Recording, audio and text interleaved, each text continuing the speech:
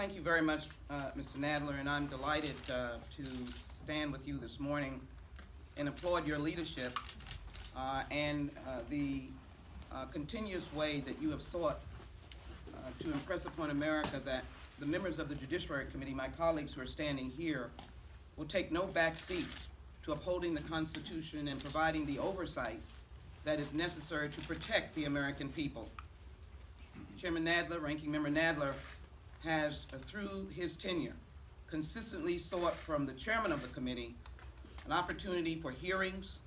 Many of my colleagues have submitted motions of inquiry in order to answer the questions regarding the Russian intrusion into the elections of 2016.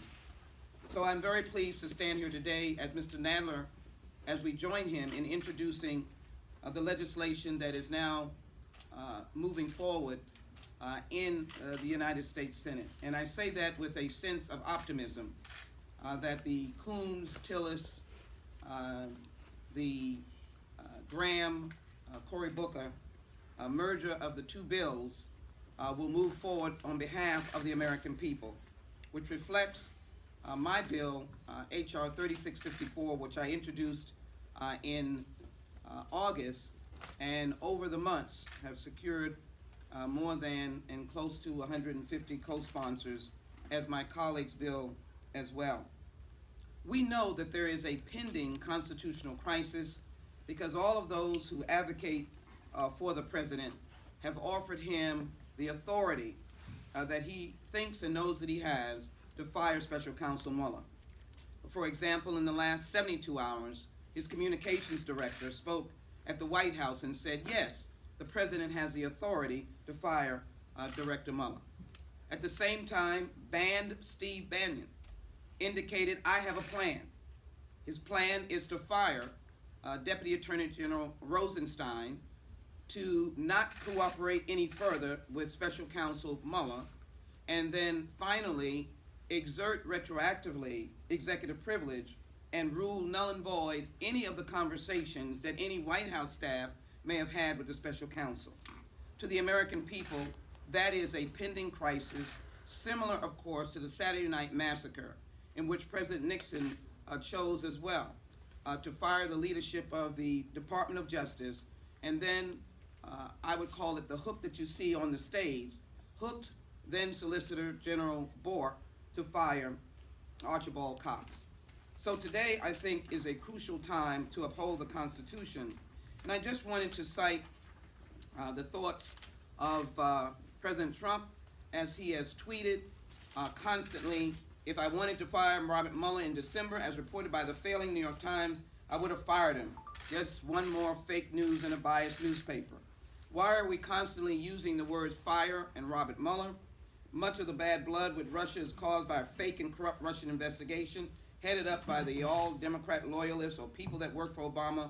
Mueller is most conflicted of all except Rosenstein, who signed Pfizer and Comey letter, no collusion, so they go crazy. These are the mindset, or this is the mindset of the President of the United States. Pundits are certainly not those that we continue to adhere to, but I believe what we should listen to are the concerns and voices of the American people.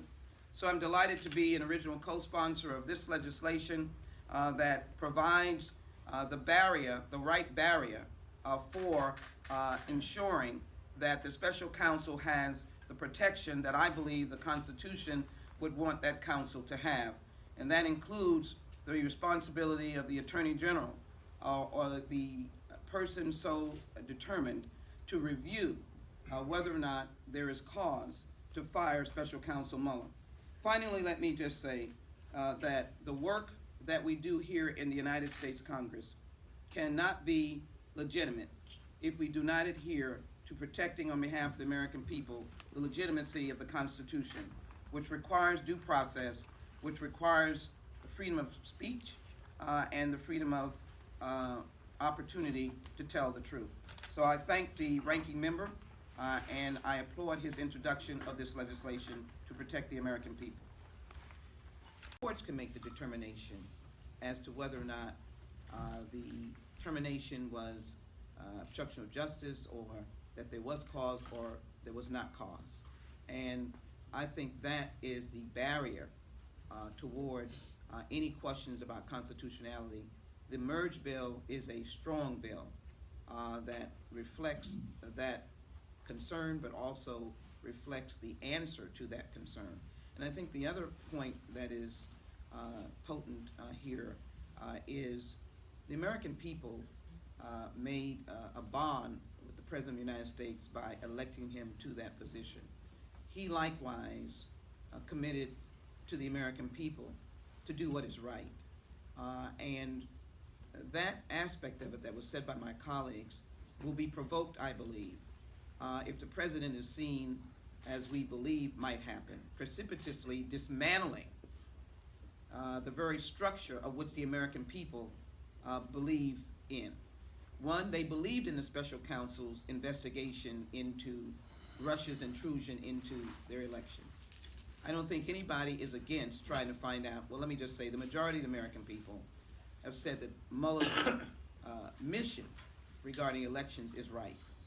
And if the President's actions are seen to undermine that mission, even though his anger is because he doesn't understand the mission of the special counsel or the authority of a prosecutor, and that is where it leads you, you can go, then I think that is another element that strengthens our hand as to how we address or how his situation is addressed. And I will make the point that my colleagues made. All of these persons are Republicans.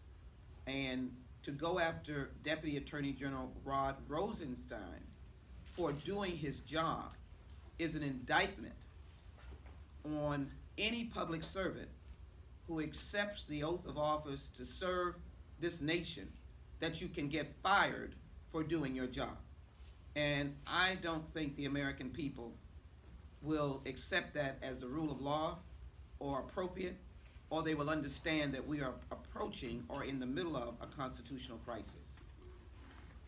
Steve. Sir. I've got a series of papers here because it is a long litany of Mr. Trump's tweets. And we've come to understand that his tweets equal policy or equal opinions. Most constitutional lawyers or even laymen have an inkling or a thought that President Trump wants to fire Special Counsel Mueller. And the ranking member is correct. Mr. Nadler is correct. Mr. Cohen is correct. The reason why both of us filed our bills is because we wanted to provide preventative medicine in order to stop the sickness. Because there are many ways that the president could sidestep the idea of his firing of Deputy Attorney General Rosenstein or Attorney General Sessions. That there is a slight provision that says if an individual in the cabinet has been confirmed, just like Monopoly or chess or checkers, you can move that person around. That means that he may try to sway the American people by, of course I can make changes in my administration, the executive, and I'll just move someone around. Oh, Deputy Attorney Rosenstein, that's not a problem. I'm just going to put in my good friend, the EPA administrator, Mr. Pruitt. Or I'm going to pull someone else who has been confirmed. Few that they are because he fired so many people. So I think the idea of a firing is not a pie-in-the-sky idea. It's tragic, but it is a reality. And I promise you, there are people who go to bed every night and they're expecting the early morning tweet that any number of persons could be fired in this instance, including Sessions, Rosenstein, and thereby Special Counsel Mueller. This is a preventative measure, and any wise government that believes in the Constitution adheres to ensuring that they've got the medicine to treat the sickness, because the American people deserve better. And I frankly believe this is a strong bill, and I would hope that Republicans, which is what we have been saying to them, they are our friends, they are our colleagues, if they would stand for their nation over their party, then I think we would have the solutions to this on behalf of not individual party members or individual Judiciary Committee members, but on behalf of the American people, which is what our responsibility is. I think this can be summed up